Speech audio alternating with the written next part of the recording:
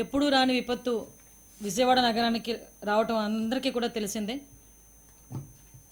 సుమారుగా 31 ఆ డేట్ దగ్గర నుంచి కూడా 1వ తారీఖు దగ్గర నుంచి కూడా ఓవరాల్గా చెప్పాలంటే దగ్గర 10 రోజుల పాటు సాక్షాత్తు గౌరవ ముఖ్యమంత్రి గారు బస్సులోనే బస చేస్తూ కలెక్టర్ కార్యాలయాన్ని తన కార్యాలయం కింద మార్చుకొని అన్ని సహాయక కార్యక్రమాలు చేయటమే కాకుండా దగ్గరుండి పరిశీలించి ప్రజలకు అనుగుణంగా సహాయక చర్యల్లో మార్పులు చేర్పులు కూడా తీసుకొచ్చి వాళ్ళకి కాంపన్సేషన్ విషయంలోని కూడా ఇంతకు ముందున్న జీవోను కూడా సవరించి ఆ కాంపన్సేషన్స్ కూడా పెంచి ఎవరికి కూడా ప్రజలకు ఇబ్బంది లేకుండా చూసుకునే బాధ్యతని గౌరవ ముఖ్యమంత్రి గారు తీసుకున్నారు.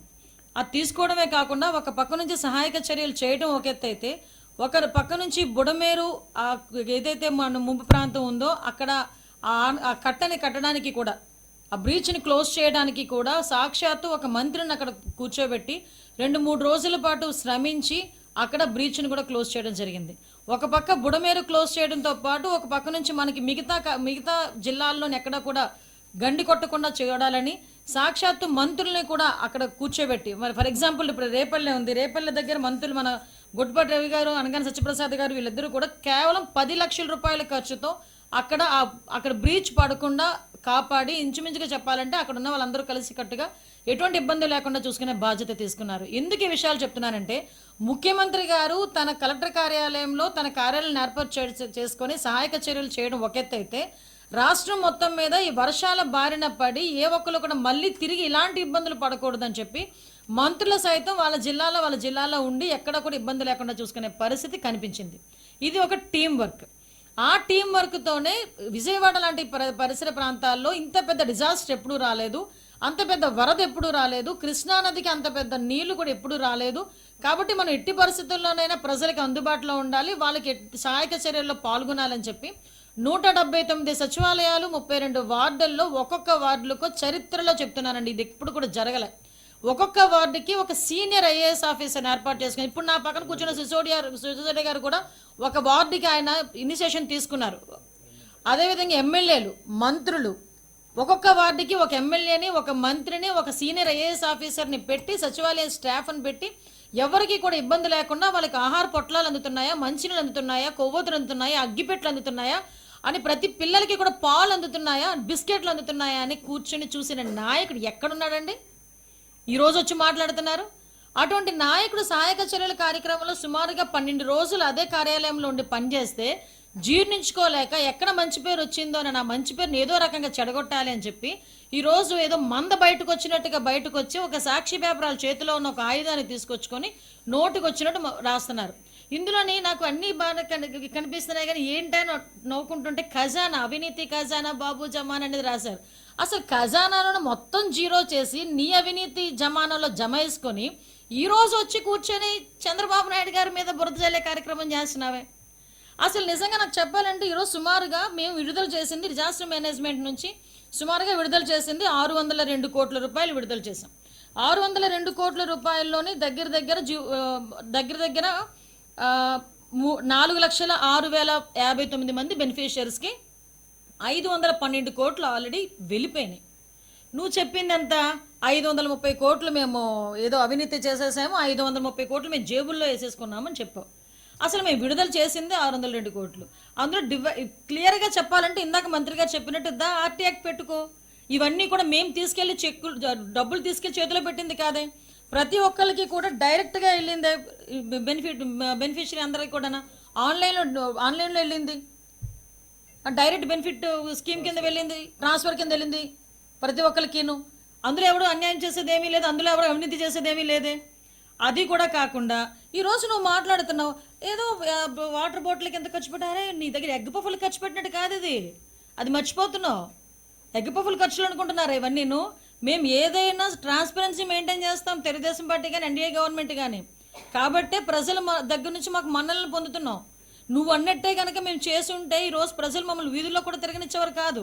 కానీ ఈరోజు మేము ధైర్యంగా కాల్ రెగరోస్కి తిరుగుతున్నామంటే ఎన్డీఏ ప్రభుత్వంలో చంద్రబాబు నాయుడు గారి నాయకత్వంలో ట్రాన్స్పరెన్సీగా మేము పనిచేసాము. ప్రతి ఒక్క బెనిఫిషరీకి కూడా డబ్బులు వెళ్ళినాయి. ఆఖరికి ఆధార్ లింకేజ్ లేని వాళ్ళకి కూడా ఏ రకంగా చేయాలి అన్నది, ఆధార్ కార్డులు పోయినాయి, పాస్బుక్లు పోయినాయి, వాళ్ళ దగ్గర ఓటర్ ఐడి కార్డులు పోయినాయి, కనీసం వాళ్ళ ఐడెంటిటీ కార్డులు కూడా పోయిన వాళ్ళకి కూడా ఎలా చేయాలి అన్నారు. అరే బుర్ర ఉందా మాట్లాడేవాడికైనా? ఎవరైనా ఈ రోజుల్లోని చంద్రబాబు నాయుడు గారి లాగా గ్యాస్ స్టవ్లు బాగు చేయించారు ఎవడైనా వరదలు వచ్చినప్పుడు అండి? గ్యాస్ స్టవ్లు బాగు చేయించారు. అర్బన్ కంపెనీ వాళ్ళని పంపించుకొని వాళ్ళకి ఎక్కడ కూడా ఎటువంటి ఇబ్బంది లేకుండా చూసుకున్నారు. ఫ్రిడ్జ్లు పాడైపోతే బాగు చేయించారు, టీవీలు పాడైపోతే బాగు చేయించారు, తోపుడు రిక్షాలకి 10,000 రూపాయలు ఇచ్చారు, మోటార్ బైక్స్ పాడైపోతే 3,000 రూపాయలు ఇచ్చారు. ఎవడండి ఇచ్చాడు ఈ రోజుల్లోనే? ఇవన్నీ వీటి గురించి మాట్లాడేవరును. ఎక్కడో ఆహార పొట్టాలకి ఎంత ఖర్చు అయిందంటే అది మీ తాతగారు సొమ్మేమని తీసుకొచ్చి ఇచ్చారా మీరు? లేకపోతే మాకేమైనా రాసి ఇచ్చారా? మేము విడుదల చేసిందే 602 కోట్లు రా స్వామి, అందులో 572 కోట్లు ఆల్రెడీ ఆన్లైన్లో వాళ్ళకి వెళ్ళిపోయినారా స్వామి అంటే తిరిగి తీసుకొచ్చి మేము 534 కోట్లు ఎవరి జేబుల్లోకి వెళ్ళిపోయినాయి అంటే ఏంటి మేము మాట్లాడుతున్నారు?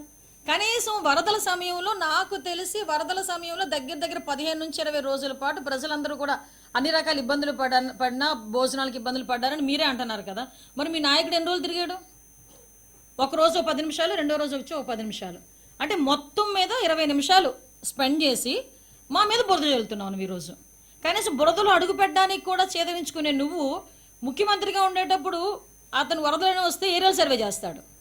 ఈరోజు ప్రతిపక్షంలోకి వచ్చిన తర్వాత అందరూ ఉన్నారు కదా పాపం, తోస్తుంటారు కదా ముందుకి, ఆ తోసే క్రమంలో 10 నిమిషాలు నీటిలో నుంచున్నావు. అక్కడికి వెళ్ళి లోపలికి వెళ్ళి మాట్లాడితే తెలుస్తుంది. చంద్రబాబు నాయుడు గారు వెళ్ళారు, సుమారుగా 20 కిలోమీటర్లు జేసీబీలో ప్రయాణం చేశారండి. ఆయన అన్ని రోజుల్లో జేసీబీలో ప్రయాణం చేశాడు మనిషి. ట్రాక్టర్లు ఎక్కారు, నీటిలో నడిచారు, బురద నీటిలో నడిచారు, డ్రైన్ నీటిలోకి వెళ్ళారు. ఏ ముఖ్యమంత్రి అండి చేయగలలాగా? వాటన్నిటి గురించి మీరు మాట్లాడరే? వాటన్నిటి గురించి డిస్కస్ చేయరే? ఒక ముఖ్యమంత్రి హోదాలో ఉండి ఆఖరికి ఇంట్లోని వంట చేసుకునేటప్పుడు కూడా వాళ్ళు వాటర్ లేకపోతే వాటర్ ఉండాలి, కడిగించే పరిస్థితి అండి. నిజంగా సెల్యూట్ చేయాలి ఫైర్ డిపార్ట్మెంట్ వాళ్ళకి, మున్సిపల్ డిపార్ట్మెంట్ వాళ్ళకి. వాళ్ళు వచ్చి ఇల్లులు కడిగారండి. ఇన్ని సంవత్సరాలు వరదలు వచ్చినప్పుడు ఎవరైనా స్వతంత్రం వచ్చిన తర్వాత ఇప్పటి వరకు ఉన్న ముఖ్యమంత్రులు ఎవరైనా ఇలా చేయించారా? వాటి గురించి మాట్లాడకుండా బయటకు వచ్చి ఎంత అవినీతి చేశారు, అంత అవినీతి చేశారు. ఆఖరికి చనిపోతే మొన్నటి వరకు 4 లక్షల రూపాయలు, ఈరోజు 5 లక్షల రూపాయలు చేశారు. అగ్రికల్చర్ ఇందాకే మన వాళ్ళందరూ చెప్పారు, అగ్రికల్చర్కి హెక్టార్కి మనం ఇంతకుముందు 15,000 రూపాయలు వస్తే 25,000 రూపాయలు ఇస్తున్నాం. అదేవిధంగా మన ప్రతి ఒక్క పంట పొలాలకి కూడా ఎక్కడ కూడా ఇబ్బంది లేకుండా మీకు ఇమ్మంటే ఆ జీవన్ కూడా మీకు ఇస్తారు. చదవండి, జీవన్ తీసి చదవండి. మాట్లాడితే నేను ఫస్ట్ క్లాస్ స్టూడెంట్ అయిన అసెంబ్లీలో మాట్లాడడం కాదు. ఆ జీవం ఉంది కదా, తెప్పించుకొని చదువు, నేర్చుకో, అప్పుడు మాట్లాడించి మీ మనుషుల చేత. అంతే తప్పించి నోటుకు వచ్చినట్టు నాకు ఏదో ఎవరు పడితే అది మాట్లాడుతున్నారు కదా అని మాట్లాడడం కాదుగా. మేమంతా జీవో ప్రకారం ఇచ్చాము, ఎక్కడెక్కడ ఎంతెంత ఎన్హాన్స్ చేసామని చెప్పి ఇచ్చాము, ఎక్కడ తోపుడు బళ్ళకి ఎంత ఇచ్చాము, మోటార్ బైక్స్కి ఎంత ఇచ్చాము, ప్రతిదీ కూడా జీవోలో ఉంది. ఒకసారి చదువుకో, చదివించుకో, చదువు రాకపోతే చదివించుకో. ఆ ఫేక్ బతుకు, ఫేక్ బుద్ధులు, ఫేక్ రాతలు, బతుకే పెద్ద ఫేక్. సారీ, కొన్ని సందర్భాల్లో మేము కూడా అవుట్ ఆఫ్ ద లైన్ దాటి మాట్లాడాల్సి వస్తుంది. ఎంత ఫేక్ అంటే నేను ఈ సందర్భంలో చెప్పాలి. పొంగనూరులో ఒక అమ్మాయి చనిపోతే, అమ్మాయిని చంపేస్తే ఆ అమ్మాయిని రేప్ చేసి చంపేశారు, 9 రేప్ చేసి చంపేశారు. సాక్షి టీవీలోని వాళ్ళు టెలికాస్ట్ చేసే పరిస్థితి. వాళ్ళ తల్లిదండ్రుల మానసిక పరిస్థితి ఎలా ఉంటుందో అర్థం చేసుకోండి. మేము చూపిస్తే సాయంత్రానికల్లా యూట్యూబ్ నుంచి లాగిపడేశారు. మరి ఇప్పుడు మీరు ఆ లింక్ ఓపెన్ చేయమన్నా చదువు కనిపించదు లింక్. అంటే వీళ్ళు బతుకులు ఇవి పరిస్థితులు. వాటి గురించి మాట్లాడండి అంటే వాటి గురించి మాట్లాడరు. మేము చెప్తాం, ఇందాక మేడం సార్ చెప్పారు, ఆర్టీ యాక్ట్ పెట్టుకోండి, తెచ్చుకోండి. మళ్ళీ ఇంకొకటి సార్కి వచ్చిన విరాళాల గురించి ఎవరు తీసుకొచ్చి మూటలు తీసుకొచ్చి ఇవ్వట్లే, చెక్కులు తీసుకొచ్చి ఇస్తున్నారు. తెలుసా అది మీకు? చెక్కులు.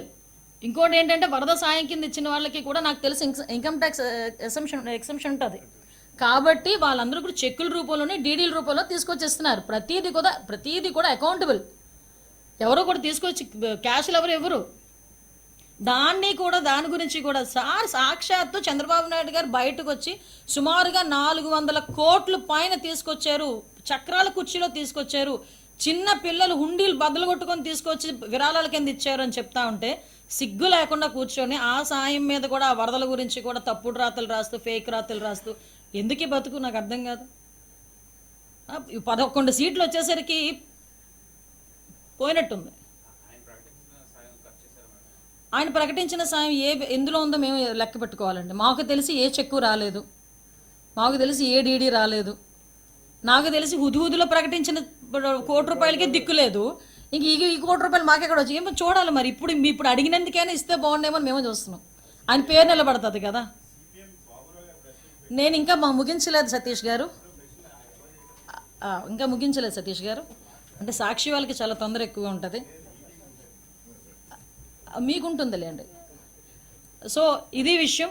ఒకటేంటంటే తప్పుడు రాతలు రాసుకొని, ఫేక్ రాతలు రాసుకొని ఇంచుమించు 10 సంవత్సరాల నుంచి బతికేస్తున్నావు. తప్పిసారి లాస్ట్ 5 సంవత్సరాలు కూడా బతికి బట్టకట్టేశావు. కానీ ప్రజలు ఇప్పుడు ప్రతిసారి ఫేక్ నమ్మరు కదా. ఆ నమ్మకపోవడం వల్ల వచ్చిన ప్రతిఫలమే మొన్న 11. మా నారాయణ గారు చెప్పినట్టు మళ్ళా ఇదే పరిస్థితిలో అయితే 0. అది ఇప్పుడు చెప్పండి. ఇంకో అసలు విషయం ఏంటంటే, ఇంకొకటి కొంచెం చదువుకోనైనా మాట్లాడుకోవాలి, లేకపోతే ఎవరైనా చెప్పిందేనా వినాలి జగన్మోహన్ రెడ్డి. లేకపోతే ఏదో ఒక ఏ హాస్పిటల్ అండి దగ్గరలో ఉంది, ఒక బెడ్ అయినా తీసుకోవాలి ఏఎంసీ హాస్పిటల్లో. ఏం లేదు, కొంచెం ఆలోచించుకోవాలి కదా. మనం ఆయన 5 సంవత్సరాలు ముఖ్యమంత్రి చేశాడు, 151 సీట్లు తెచ్చుకుని ముఖ్యమంత్రి చేసిన వ్యక్తి. అంటే వాళ్ళకి ఏదో అంటారు కదా, వాళ్ళు చూసే విధానం బట్టి ఉంటుంది. పచ్చకవర్ణుడికి లోకం అంతా పచ్చగానే కనిపించినట్టు అతను చేసిన అవినీతి అంతా కూడా అందరూ చేసేస్తున్నారని భయపడిపోతుంటాడు. దాని మీద నోటుకు వచ్చినట్టు మాట్లాడిస్తుంటారు అనమాట. కానీ ఏంటో ప్రజలకి చాలా క్లియర్గా అర్థమవుతుంది. మేము ప్రజలకు చెప్పడానికి మేము సిద్ధంగా ఉన్నాం.